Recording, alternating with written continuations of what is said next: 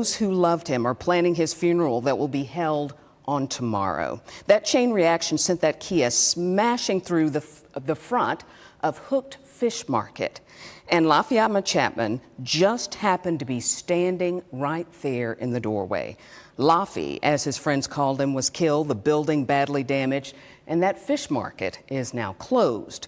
But today, the owner and an employee were cooking nonetheless, and it was a meal that they wish they didn't have to make. Chino Valle, an employee at Hooked Fish Market, is preparing a gift for a grieving family, the meal that will be served following the funeral of Lafayama Chapman. He's painfully aware that the funeral could have been his own. The scar he bears is a reminder of what could have been. That happened with the bumper of the car, the front of the bumper of the car. Chino was sitting here in front of the restaurant when the white Honda in the upper left-hand corner of your screen turned left from Driving Park onto Dewey, clipping a Kia. That Kia rammed into the building, narrowly missing Chino, who sprinted across the street.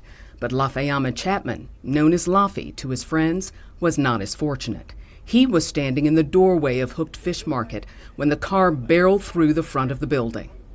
Owner Kenneth Rivers had just returned from running an errand. I walked into the shop from off the street. So, walking into that, and then I seen Laffy laying down there, my concern was for him.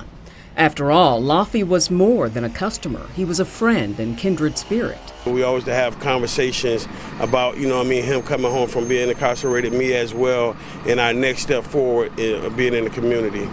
Kenneth, a man who has gone from behind bars to a business owner, gives back to community by giving away food at the end of the day. It was something that we wanted to give back to the community, and we felt that it was a need to give it away before throw it away. And that's why Laffy was there around 11 o'clock that night, just after closing. One of my employees said that he had ran out of the giveaways, so that he had gave Laffy a piece of cake. As Laffy left, the unthinkable. Laffy had been standing in the doorway and then pulled himself from beneath the wreckage. Employees and bystanders stunned. It was very emotional. I shut down for maybe about 3 or 4 days, didn't know what to do, just how to process everything, and I just needed time. How, Kenneth thought, could his act of kindness ended so tragically? But then he knew what he had to do. He needed to help. He started a GoFundMe for Laffy's 3 children.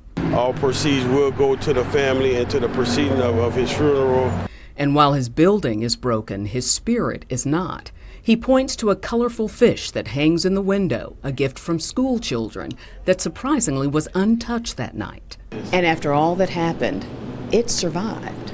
Yes, it did, and it also let me know that Hooked Market will survive as well.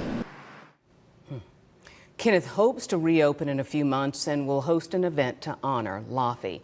He's donating the meal that will be served tomorrow after the funeral. Now, he tells me that Laffy leaves behind 2 sons and a daughter. If you'd like to contribute to the GoFundMe for his family, we've provided a link in the body of this story on our website, WHEC.com.